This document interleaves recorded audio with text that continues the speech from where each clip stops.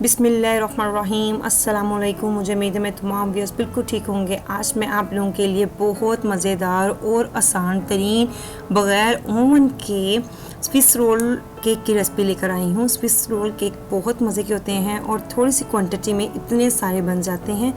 आप इसे चाहें तो आप बच्चों के लंच के लिए भी रख सकते हैं और टी टाइम भी ले सकते हैं।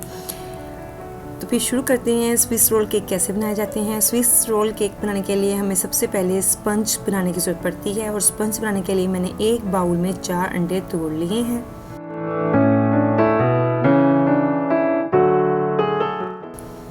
अब इसको हम अच्छी तरह से बीट करेंगे।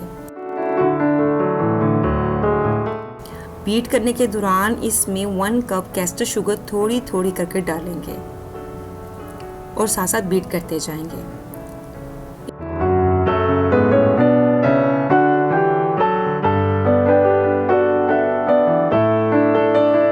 इस तरह ये सारी कैस्टर शुगर डालकर 1 मिनट के लिए हम इसको मज़ीद बीट करेंगे। बीट करने के बाद इसकी लुक फॉर्मिंग होनी चाहिए। अब इसमें 1/4 टीस्पून वनीला एसेंस या पाउडर जो भी आपके पास अवेलेबल है वो आप डाल दें। फिर सिर्फ मग में 1 कप मैदा 1 टीस्पून बेकिंग पाउडर डालकर सिर्व कर लें। अब इसको अच्छी तरह मिक्स कर लें।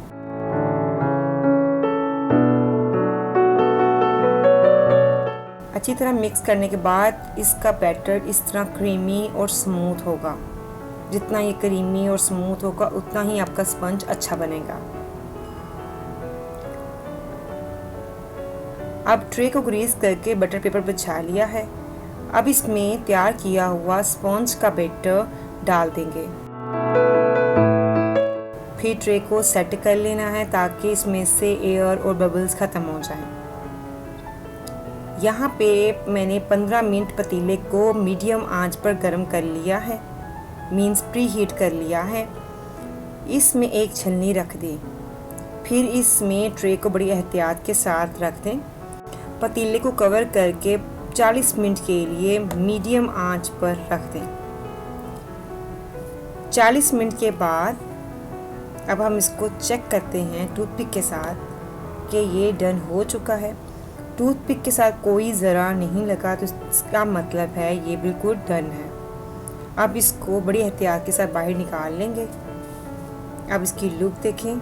अब इसको ठंडा होने के लिए रख देते हैं। जब ये ठंडा हो जाएगा अब छुरी की मदद से साइडों से अलग कर लेंगे। फिर ट्रे को उल्टा करके स्पंज बाहर निकाल लेंगे। उल्टा करने के बाद बटर पेपर रिमूव कर देंगे। अब ये देखें कितना सॉफ्ट बना है। माशाल्लाह से ज़बरदस्त स्पंज हमारा तैयार हो चुका है। छुरी से इसकी साइडों को हल्का हल्का काट लेंगे।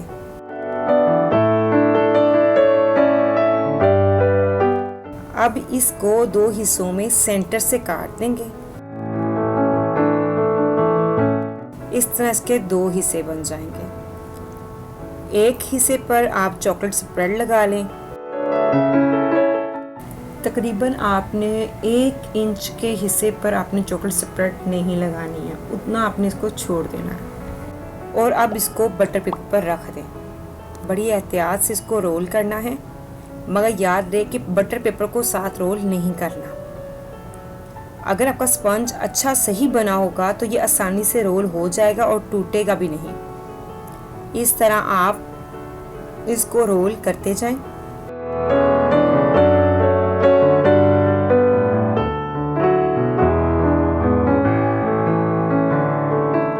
बटर पेपर को थोड़ा सा अंदर देकर थोड़े से जोर के साथ बटर पेपर से कवर कर दें और साइडों को इस तरह से बंद कर देना है। इसी तरह दूसरी साइड अपनी चॉइस के मुताबिक कुछ भी आप लगा सकते हैं। यहाँ पर मैं होम मेड मैंगो जैम लगा रही हूँ।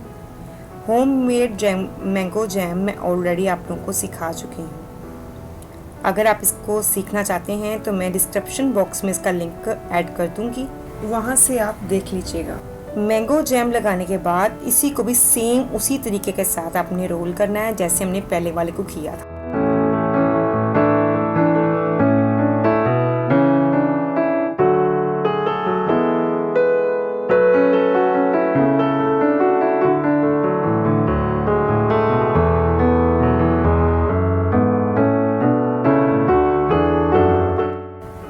करने के बाद आपने इसको 6 से 7 घंटों के लिए फ्रीज़र में रख देना है। 6 से 7 घंटों के बाद इसको खोलेंगे।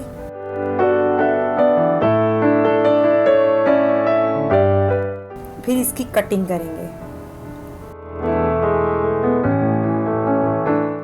आप धागे के साथ भी कटिंग कर सकते हैं। धागे के साथ बहुत नीट कटिंग होती है।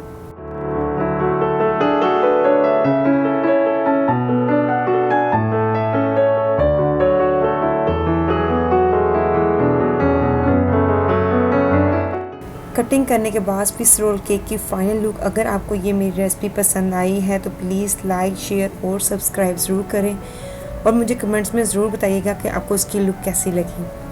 अपना ख्याल रखिए, हमेशा दुआ में याद रखिएगा। अल्लाह हाफिज़।